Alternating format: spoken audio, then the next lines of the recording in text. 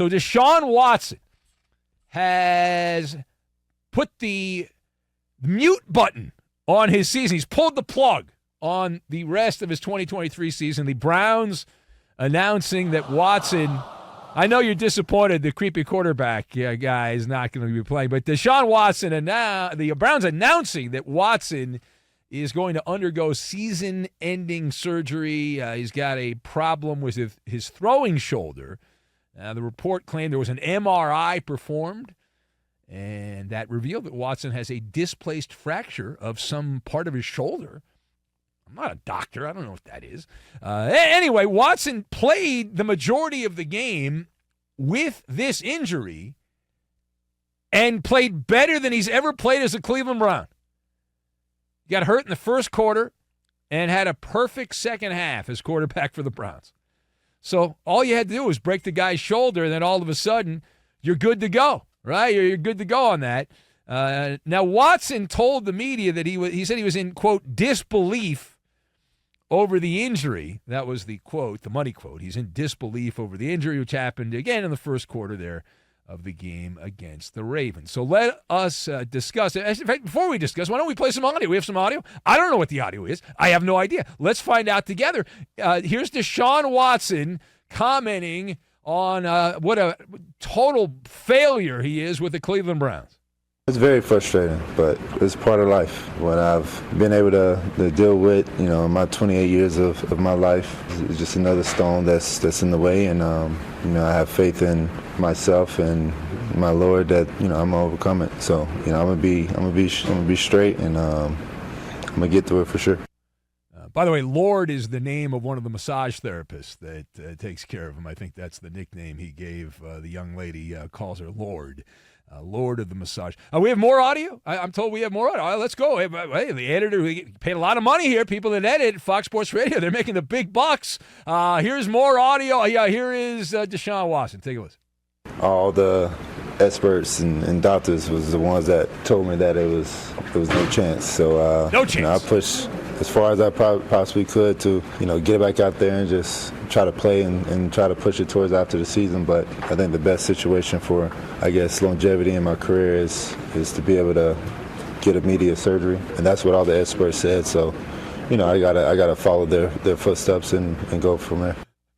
Follow the science. Deshaun Watson following the science. All right, let us discuss the question. What are your initial thoughts on Deshaun Watson down for the count, done for the year with the Cleveland Browns? So I've got Jetstream, Supermarket Sweep, and Swifties. And we will combine all of these things together, and we are going to make a full-body massage in the happy baby yoga pose, because we know Deshaun likes that. That'll make him feel better.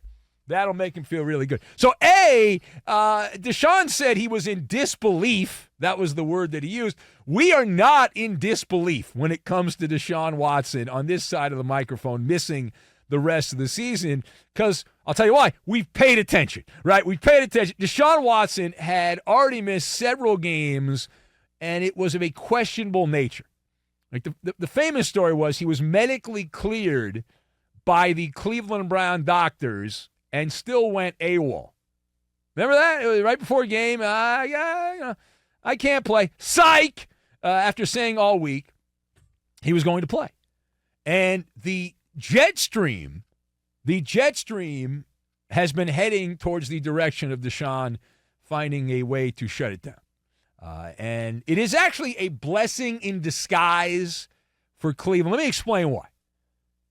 Watson hasn't been good. That's the first thing, right? People think Watson's good. He's not. He's not even a top 20, top 25 quarterback in most key statistical categories since he took over in Cleveland. He's just another guy. He's just a ham and egger at quarterback who's making a lot of money, a lot more money than a ham and egger. So that's the first thing. Secondly, if you care about likability, the Cleveland Browns instantaneously became much more likable because they don't have him playing quarterback. So now we don't have to just hate the Cleveland Browns because they have the creepy quarterback. Now he's out of the picture. Right? He's out getting massages. Cleveland! Here's my little towel. Oh, look, my twig and berries popped out. He's got all that going on, right? He's got all that going on. And he just brings this like negative cloud, Deshaun Watson, and he will for the rest of his career. It's impossible to pull for the Browns with Watson playing quarterback, but he's not playing right now. Next man up. They don't have anybody who's any good, but we'll get to more of that in a minute. With Watson sideline, the Browns move up on the big board of likability. So that's the point. And even with a bunch of stiffs playing quarterback. Now, the second part of this, as we continue to unpack the story out of Cleveland, as we unwrap the story further, the question, could Deshaun Watson have played through the injury? Now, this is where it gets a little awkward. And this is where it gets uncomfortable for some people. Now, Watson played the second half of the game in Baltimore and played as well or better than he's ever played as a Cleveland Brown quarterback. He played great in the second half. And there is no consensus whether or not this has to happen where he had to shut it down. Now, the Browns PR machine, along with Deshaun Watson, fed the story, and we played the audio there, that the team doctors determined that Watson needed immediate surgery to prevent long-term structural damage. Keep in mind, Watson didn't listen to the Cleveland Brown team doctors when they said he was good to go earlier in the year. So why is he listening now? Can anyone answer that? Because the Browns doctors cleared him to play in a game, and a couple hours before the game he said, I ain't playing. So then he didn't trust the science, but now he trusts the science. So why is that? What changed? Is it possible that they told him what he wanted to hear? And he's like, all right, I don't want to play here. I hate Cleveland. I only went there because of the money. That's it. But if Deshaun Watson was hell-bent on playing, he's getting guaranteed money, so he doesn't have to play. My Spidey-like senses tell me if Watson was not getting guaranteed money, he would have played supermarket sweep, the medical edition, and gone out to find a doctor that would have said, you know what, you can play the rest of the year, right? I'll find this guy in Chicago named Doc Mike, or I'll go to Tijuana and find a doctor there. I'll go anywhere. I'll go to Colombia. I'll go to Ecuador. I don't care. I'll find a doctor that will say, okay, you can play. Because there's always one, right? If you go to enough doctors, you'll find what you want. Just have to keep going, getting different opinions. And if you found a doctor, he wanted to play, and the doctor said, well, you don't have to, you should play, you can play, it's fine, he would have played. All right, final thought here on all this, and the last word. So what is the lesson? What is the lesson in the Deshaun Watson situation in year 2 in the land? So it is a cautionary tale. It is a cautionary tale. There is a Latin phrase for this, caveat emptor, which essentially means buyer beware, right? Buyer beware. Watson has been, at this point, a total bust. We do the show today, as we like to point out. We don't do the show 4 years from now or 5 years from now.